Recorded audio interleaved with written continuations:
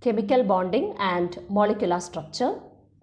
We know that atoms combine to give molecules. But why do atoms combine and why are only certain combinations possible? Why do molecules possess definite shapes? So to know about all these, we will have to learn about Kozal-Lewis approach, VSEPR theory, valence bond theory and molecular orbital theory. So we will be discussing about all these in this chapter, chemical bonding and molecular structure. What is meant by chemical bond? It is the attractive force which holds the various constituents together. The various constituents can be either atoms or ions. Now why do atoms combine? It is because when the atoms are linked by chemical bonds, they can achieve stable octet configuration. They attain stability. How do they attain stability? By getting octet configuration. Now what is meant by octet configuration? 8 electrons. So when atoms combine with other atoms, that is when they are linked by chemical bonds, they achieve stability. It is due to the achievement of octet configuration. You have studied about different types of chemical bonds.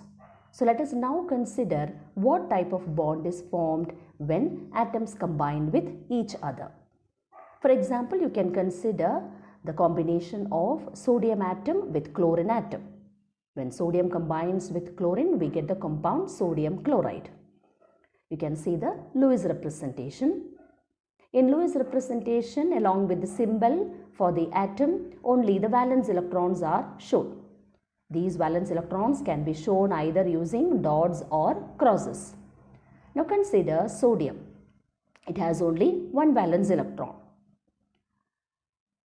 You know the electronic configuration of sodium is 281. So how can this atom sodium attain stability? By attaining octet configuration. How can it get octet configuration? By losing one electron. So you can see the change in the electronic configuration when sodium atom loses one electron. When sodium loses an electron, it changes to sodium ion Na+, and the change in configuration will be from 281 to 28. Now consider chlorine. Atomic number 17. The electronic configuration is 287. It has only 7 electrons in its outermost shell. So chlorine needs one more electron so that it can get stability or so that it can get octet configuration. So chlorine, by gaining one electron, changes to chloride ion. Thereby it gets octet configuration. You can see the change in the configuration. 287 changes to 288. So when sodium combines with chlorine atom, there will be transfer of electron from the sodium atom to the chlorine atom. And as a result of this transfer of electron, what type of bond will be formed? Ionic bond will be formed. So we can define ionic bond as a bond which is formed by the transfer of electrons from the metal atom to the non-metal atom. You can again see the Lewis representation of sodium chloride. Since one electron is lost by sodium, on the product side we show it as Na+. And since chlorine atom gains one electron, we have chloride ion shown as Cl-. Now consider calcium fluoride. Calcium atomic number 20 and its electronic configuration is 2882. Calcium can get octet configuration by losing 2 electrons. Now what about fluorine? The configuration is 2,7. It needs one more electron. So by gaining one electron, fluorine can get octet configuration. Fluorine changes to fluoride ion and the configuration of fluoride ion will be 2,8. Now consider the Lewis representation. Calcium, 2 valence electrons. So you have to put 2 dots along with the symbol calcium. Plus you have to show 2 fluorine atoms and each fluorine atom has 7 valence electrons.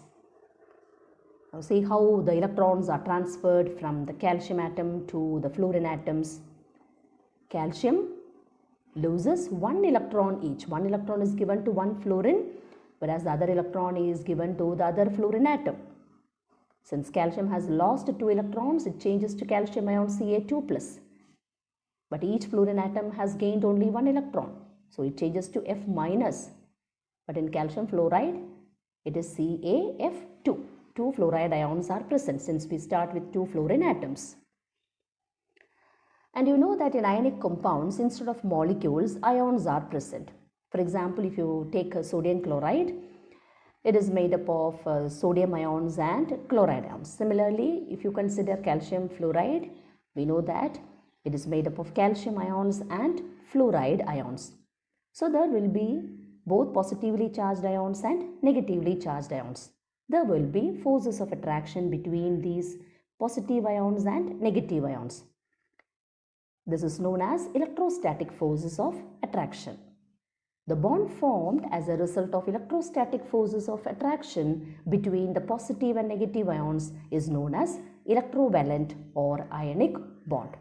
So here in this case, we have come to know that atoms attain octet configuration by the transfer of electrons. And what type of bond will be formed? Ionic bond.